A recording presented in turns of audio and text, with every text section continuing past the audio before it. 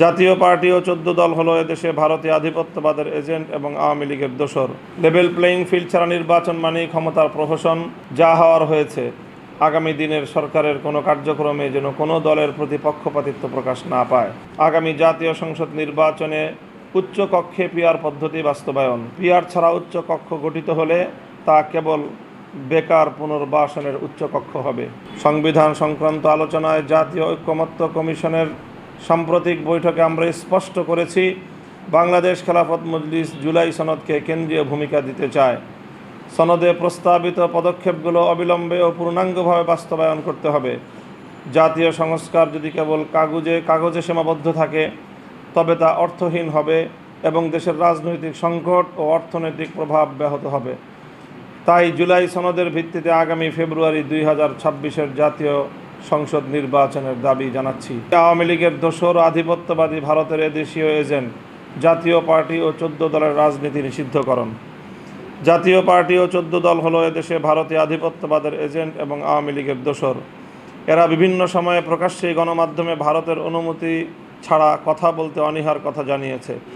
ফ্যাসিবাদী শাসনের ১৬ বছর এরা ভারতীয় প্রেসক্রিপশনে স্বৈরাচারী হাসিনার সঙ্গ দিয়েছে, খুন গুম দুর্নীতিতে নিজেদের সামিল রেখেছে। এখন আবার এদের ঘাড়ে ভর করে পলাতক আওয়ামী লীগকে পুনর্বাসন করতে দেশি বিদেশি চক্রান্ত শুরু হয়েছে। দেশের সার্বভৌমত্ব ও সমৃদ্ধ ভবিষ্যতের স্বার্থে এই দলটিকে রাজনৈতিক মাঠে রাখা যৌক্তিক নয়। আমরা পুনর্ব্যক্ত করছি, জাতীয় পার্টি সহ ১৪ দলের রাজনীতি অবিলম্বে নিষিদ্ধ করতে হবে। লেভেল প্লেয়িং ফিল্ড ছাড়া নির্বাচন মানেই ক্ষমতার প্রহসন। সরকারকে নির্বাচনকালীন প্রশাসন ও আইনশৃঙ্খলা বাহিনী নিরপেক্ষ ও সক্রিয় রাখতে হবে এবং সকল দলের জন্য সমান সুযোগ নিশ্চিত করতে হবে। নির্বাচনের তারিখ ঘোষণার ক্ষেত্রে একটি দলকে অগ্রাধিকার দেওয়া হয়েছে, এটি লেভেল প্লেয়িং ফিল্ডকে নস্যাৎ করতে পারে। আমরা মনে করি যা হওয়ার হয়েছে।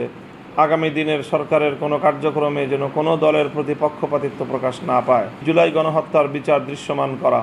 ২০২৪ সালের জুলাই ও আগস্টের অভ্যুত্থানে তৎকালীন ফ্যাসিবাদী সরকারের রাষ্ট্রীয় মদদে সংগঠিত গণহত্যা বাংলাদেশের ইতিহাসে এক ভয়াবহ অধ্যায়। এই হত্যাযজ্ঞের নেপথ্য কারিগর, পরিকল্পনাকারী ও দায়ীদের বিচারের আওতায় আনতে হবে এবং বিচার প্রক্রিয়ায় দৃশ্যমান অগ্রগতি নিশ্চিত করতে হবে। শহীদদের রক্তের প্রতি সম্মান জানাতে এবং জাতীয় ঐক্যের স্বার্থে এই গণহত্যার বিচার দৃশ্যমান করা অপরিহার্য।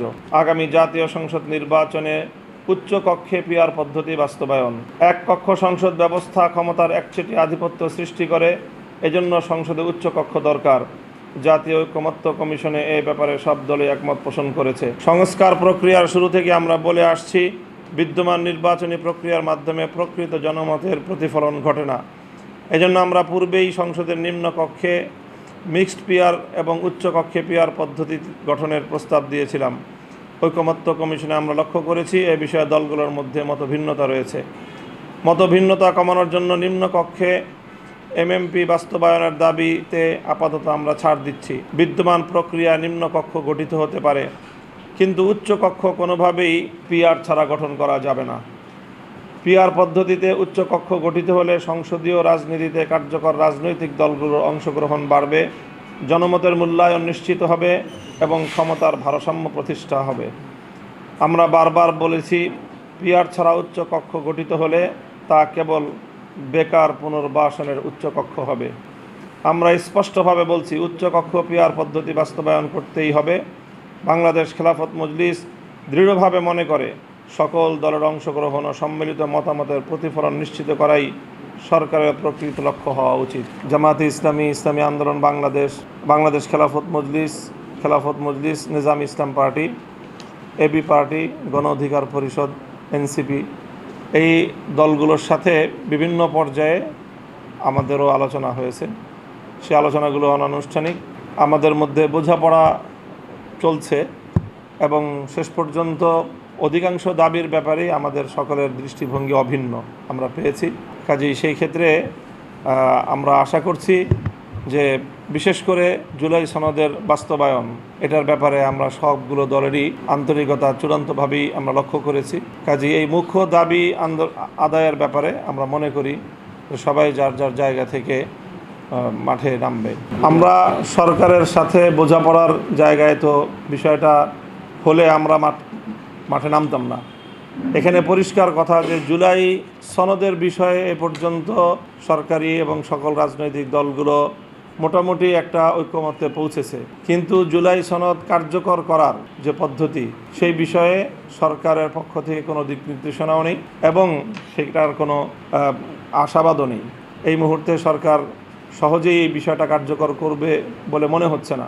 তো এই জন্যই আমাদের মনে হচ্ছে যে এই বিষয়ে আন্দোলনের বিকল্প নেই এবং আমাদের জুলাই সনদের কার্যকর করার দাবিটি এটি আমাদের জুলাই আন্দোলন এবং বিপ্লবের যে অর্জন, সে অর্জনটা সম্পূর্ণ এটার উপর নির্ভরশীল আমরা মনে করি। এত শহীদের যে রক্ত এবং এই যে বিশাল গণ অভ্যুত্থান, এই সবই ব্যর্থতায় পর্যবেসিত হবে বলে আমরা মনে করি যদি জুলাই সনদ কার্যকর না করা যায়। এই মুহূর্তে আমরা ভোটকে বা নির্বাচনের রাজনীতিকে কেন্দ্র করে কোনো জোট প্রক্রিয়ায় এই মুহূর্তে আমরা যাই নাই এবং যাচ্ছি না। আমরা এই মুহূর্তে জুলাই সনদ কার্যকর করাই এবং উচ্চকক্ষে যে পিআর পদ্ধতি সাপেক্ষে আমরা উচ্চকক্ষ চাই। পিআর পদ্ধতি না হলে সেই উচ্চকক্ষকে আমরা রাষ্ট্রের জন্য, দেশের জন্য ক্ষতিকর এবং একটা অতিরিক্ত বোঝা হিসেবে আমরা মনে করি।